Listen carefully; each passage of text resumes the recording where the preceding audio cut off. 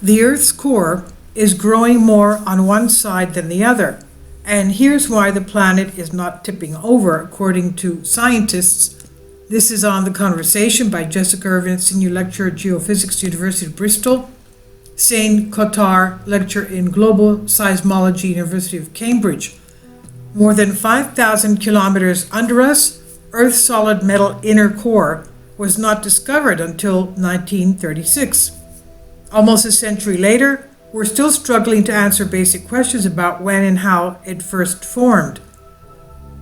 These are not easy puzzles to solve, and we cannot directly sample the inner core, so the key to unraveling its mystery lies in collaboration between seismologists who indirectly sample it with seismic waves, geodynamicists who create models of its dynamics, and mineral physicists who study the behavior of iron alloys at high temperatures and pressures. Combining all these disciplines, scientists have delivered an important clue about what's happening miles beneath our feet.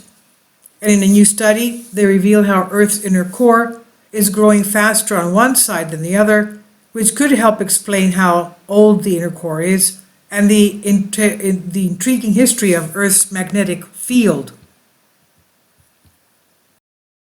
Kindly support my Patreon account since YouTube has again demonetized my YouTube channel. The daily posts are 5 videos daily, and they are totally different from what I have on my YouTube channel.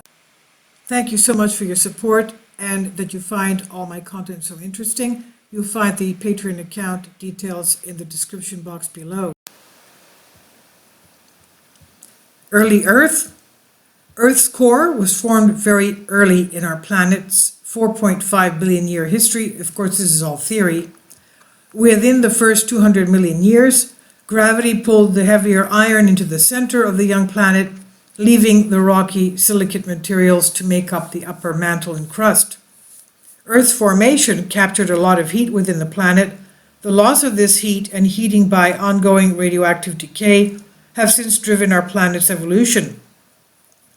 Heat loss in Earth's interior drives a vigorous flow of the liquid iron outer core, which creates Earth's magnetic field. Meanwhile, cooling within Earth's deeper interior helps power plate tectonics, which shape the surface of our planet.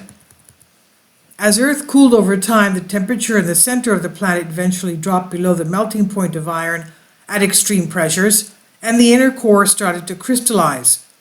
Today, the inner core continues to grow at roughly 1 millimeter in radius every year, which equates to the solidification of 8,000 tons of molten iron every single second. In billions of years, this cooling will eventually lead to the whole core becoming solid, leaving Earth without its protective magnetic field. The core issue? One might assume that this solidification creates a homogeneous solid sphere, but that is not the case. In the 1990s, scientists realized that the speed of seismic waves traveling through the inner core varied unexpectedly. This suggested that something asymmetrical was happening in the inner core. Specifically, the eastern and western halves of the inner core showed different seismic wave speed variations. The eastern part of the inner core is beneath Asia, the Indian Ocean, and the Western Pacific Ocean, and the west lies under the Americas, the Atlantic Ocean, and the Eastern Pacific.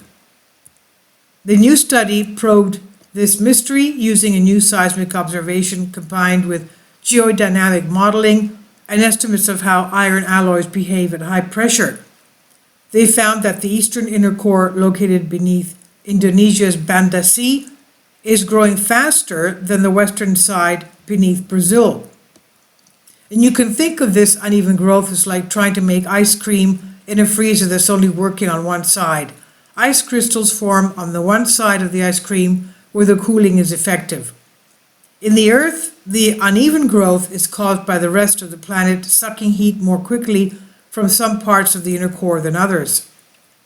But unlike the ice cream, the solid inner core is subject to gravitational forces which distribute the new growth evenly through the process of creeping interior flow, which maintains the inner core's spherical shape. This means that Earth is in no danger of tipping though this uneven growth does get recorded in the seismic wave speeds in our planet's inner core. Dating the core? So does this approach help us understand how old the inner core might be? When the researchers matched their seismic observations with their flow models, they found that it's likely that the inner core, at the center of the entire core which formed much earlier, is between 500 million and 1,500 million years old. The study reports that the younger end of this age range is the better match, although the older end matches an estimate made by measuring changes in the strength of Earth's magnetic field. Whichever number turns out to be correct, it's clear that the inner core is a relative youngster, somewhere between a ninth and third as old as the Earth itself. This new work presents a powerful new model of the inner core. However, a number of physical assumptions the authors made would have to be true for this to be correct. For example, the model only works if the inner core consists of one specific crystalline phase of iron about which there is some uncertainty.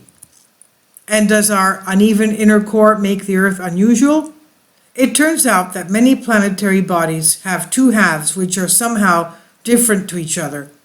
On Mars, the surface of the northern half is lower lying while the southern half is more mountainous. The moon's near side crust is chemically different to the far side one. On Mercury and Jupiter, it's not the surface which is uneven but the magnetic field, which does not form a mirror image between north and south. So while the causes for all of these asymmetric things vary, Earth appears to be in good company as a slightly asymmetric planet in our solar system of lopsided celestial bodies. So there's nothing to worry about. This is on the conversation. Please leave your comments and thank you for your support.